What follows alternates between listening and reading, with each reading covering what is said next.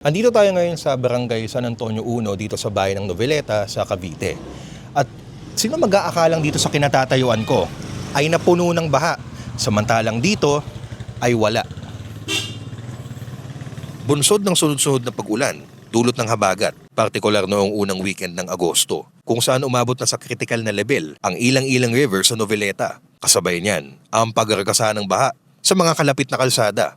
Pero nag-viral yan dahil kung inyong mapapansin, sa taas at lakas ng agos ng baha, ang eskinitang ito tila hindi alintana.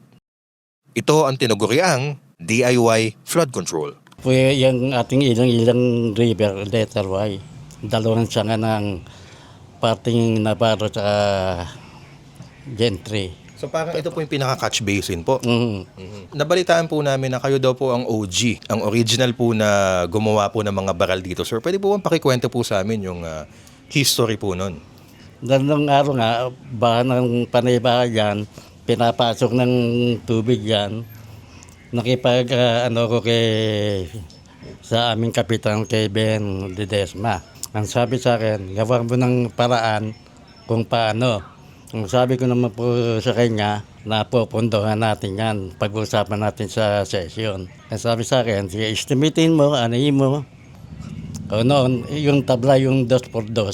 So yun lang po yung mga unang version po nung parang pinaka-pangharang po. Oo, yung 2x12 yung tabla. Hindi naman po pwede yung kindray. Mabubulok agad. Kayo din po ba, sir, yung nag-formulate nung nag-viral po na tulad po nitong nandito sa atin ngayon? Kayo din po ba yung nag-formulate nung isa doon po sa nag-viral na harang po dito po sa isa sa mga iskinita po dito? Nagulat nga po ako, nung napanood ko, wala akong kalamalam. Ito, makikita natin, mabigat po siya, ano? Yun Ito po. Dito ko po nilalagay yan. Dito po, ito parang personal nyo pong baral. Opo, Diyan ayan. po. Oo nga, ano? Dahil minsan, may mga konting tagas, hindi nyo din maiwasan. Dahil ayoko nang papasok kang mahirap maglinis. Opo. So yun na po, linawin na po natin na kayo po ang OG na original na nag-formulate po ng mga baral dito. Si, kagawad, Ansis Lonto.